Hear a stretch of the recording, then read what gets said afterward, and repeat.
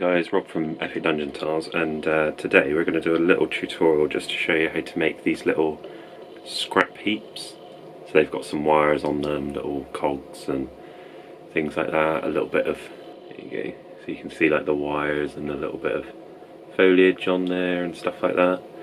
I made these really quick in a bit of a rush, so I'm going to be making some in the future with these little cogs instead. You can see like how much cleaner they are, but they're 3D printed and you can make these just with your normal craft materials, polystyrene, stuff like that. Okay, so the first thing I did was I created a template out of cardboard for the little cogs that I'm going to make, and I cut a thick one out of polystyrene. So you can see that's probably too thick for what we want, but it makes it a lot easier to make multiple ones because we're going to slice through that.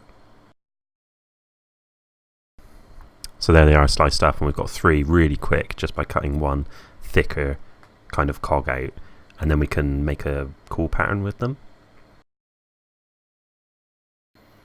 So this is what I decided to go for, is kind of alternating cogs, and I've glued them together so that I can just glue them onto the base.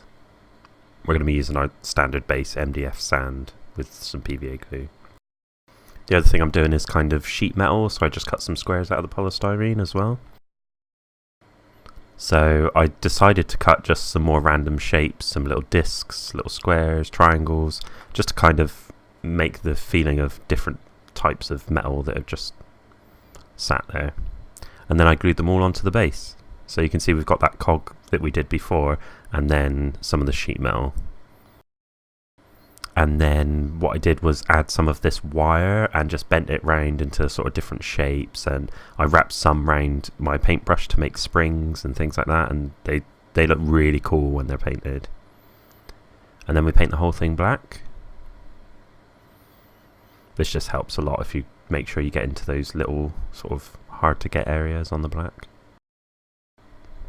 And then we put down some base colours, so I painted the cogs and the square sheet metal gold, and then I painted everything else silver, and then I painted the wires red. And finally I added a black wash to everything just to dull it down because it's supposed to be like a scrap heap, and also added a little bit of foliage just to the edge. You can see I've also painted the base brown, but it turned out really good. I'm really pleased with it. I had to do it in a bit of a rush, so you could probably do it a bit cleaner, but yeah, looks cool.